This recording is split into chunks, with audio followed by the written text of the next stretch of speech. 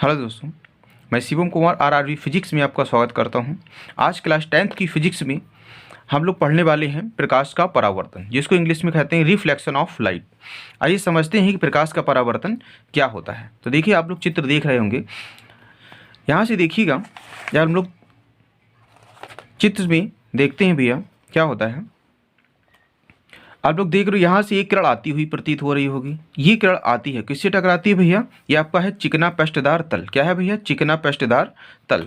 तो जब कोई प्रकाश की किरण, देखिएगा, ये आने वाली किरण होती है, आपतित किरण होती है। तो जब कोई प्रकाश की किरण किसी चिकने पृष्ठदार तल से टकराकर, जब कोई प्रकाश की किरण किसी चिकने पृष्ठदार तल से टकराकर वापस उसी माध्यम में लौट जाती है, वापस उसी माध्यम में लौट जाती है, क्या कहलाता है भैया? प्रकाश का परावर्तन कहलाता है। क्या कहलाता है भैया? प्रकाश का परावर्तन कहलाता है। एक बार फिर सुन लीजिएगा भैया, क्या हमने बताया?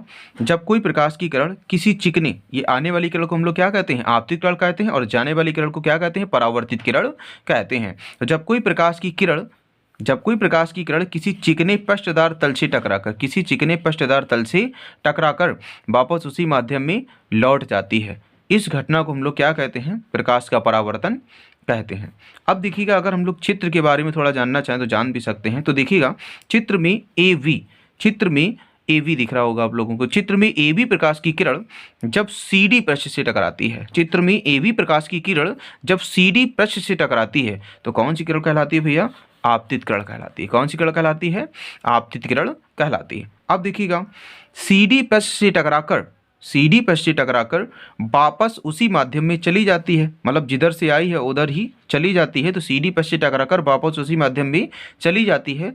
परावर्तित किरण क्या कहलाती है? परावर्तित किरण एम बी कहलाती है। परावर्तित किरण एम बी कहलाती है। अब देखिएगा, अब इन दोनों किरणों के बीच में जो अविलंब होता है, ये क्या कहलाता है भैया? अविलंब आपका ओ वी कहलाता है। अविलंब आपका क्या कहलाता है? ओ वी कहलाता है। अब देखिएगा भैया, अविलंब तथा आपतित किरण के बीच बने कोण को हम लोग भैया आपतन कोण कहते हैं। अब देखिएगा, अविलंब तथा परावर्तित किरण के बीच बने कोण को हम लोग क्या कहते हैं? परावर्तित कोण कहते हैं, परावर्तन कोण कहते हैं। आगे भैया देखिएगा, ये दोनों किरणें जिस बिंदु पर आपतित होती हैं उसको हम लोग कहते हैं भैया आपतन बिंदु। क्या कहते हैं भैया? आपतन बिंदु कहते हैं। आइए, हम लोगों ने भैया चित्र को देख लिया है, यही हमने डेफिनेशन भी भैया आपके लिए नोट कर दी है। तो देखिए, क्या हमने बताया था प्रकाश का परावर्तन? जब कोई प्रकाश की किरण, देखिएगा भैया, जब कोई प्रकाश की किरण किसी चिकने पृष्ठदार तल से टकराकर वापस उसी माध्यम में चली जाती है, प्रकाश का परावर्तन कहलाता है। क्या कहलाता है भैया? प्रकाश का परावर्तन कहलाता है। अब देखिएगा, अगला टॉपिक आपका इसी क्रम में है आपका कि परावर्तन के नियम क्या होते हैं। तो परावर्तन के निम्नलिखित 2 नियम होते हैं। कितने नियम होते हैं भैया? 2 नियम होते हैं। कौन कौन से? सबसे आपका प्रथम नियम आपका है, देखिएगा भाई, पहले समझ लेते हैं हम लोग फिर एक बार। क्या हमने बताया प्रथम नियम आपका?